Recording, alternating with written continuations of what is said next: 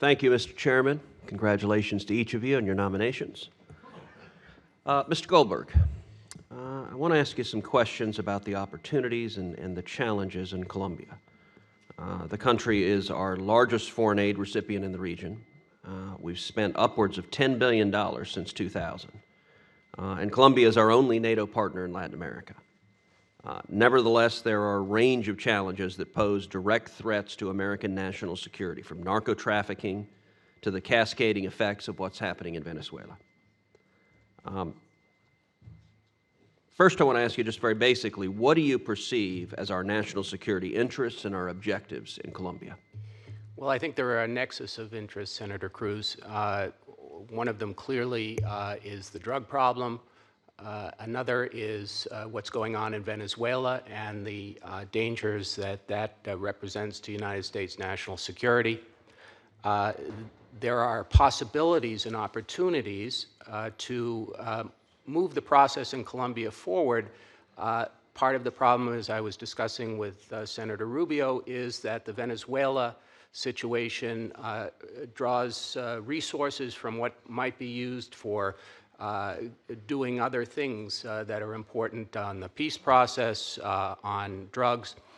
But the opportunity is the challenge that's always existed in Colombia, and something that we've worked throughout time, at least the 30 years I've been involved with it, trying to make sure that Colombia has the resources and the training and the military cooperation, the police cooperation, to extend the state and the state presence in larger parts of the country so that there's more rule of law, there's more economic development.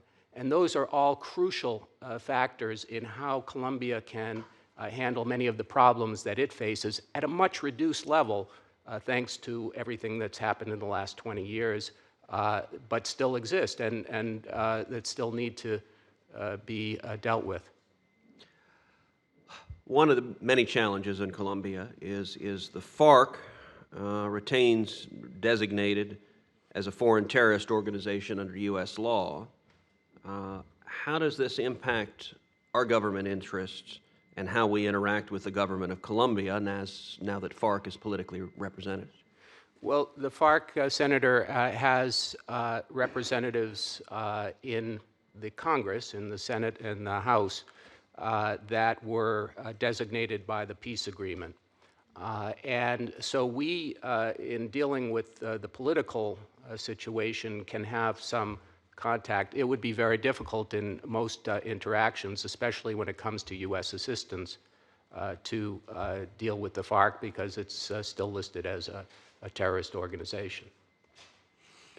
Mr. Bremberg, the Geneva post is always a challenging and delicate post for our diplomats. It's a place where enormous good work can be done to advance human rights, but unfortunately many of the UN's human rights organizations have been taken over by people with atrocious human rights records who don't particularly care about protecting human rights.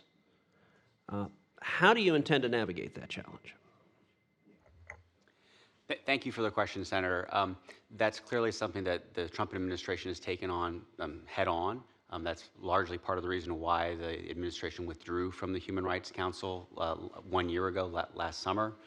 And if confirmed, is why I wish to make advancing human rights one of my priorities in Geneva.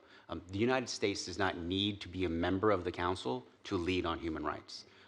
Every country looks to the United States and our voice on human rights. And if confirmed, I commit to speaking on human rights in Geneva. Building on the good work the mission has already begun to do. Recently, our mission in Geneva held a conference to highlight the gross human rights violations going on against the Uyghurs in China. It was quite disturbing to hear reports of the Chinese mission there threatening other multilateral missions, trying to prevent them from participating and attending, but that type of leadership on that and other human rights issues will be my priority if I'm confirmed. Well, I certainly encourage you in that regard, and let me in particular encourage you the power of highlighting dissidents.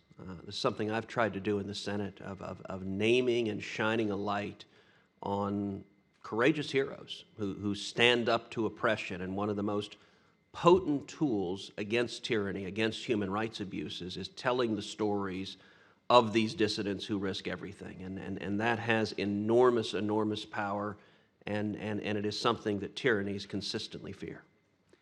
I certainly agree, and I believe I believe the power that dissidents coming here to Congress and meeting with elected members, I think that's a great platform.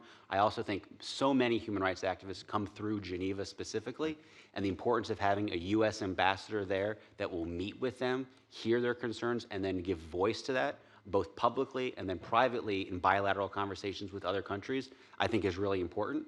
And if confirmed, you have my commitment that I will do that. And I would just like to ask you and other members of the committee that if there are individuals that you have already met with or that you know that are in Geneva that would be important for us as the United States to highlight and speak to, I would really look forward to working with you. Terrific. I appreciate that. Thank you. Thank you, Senator Cruz. Senator Keynes.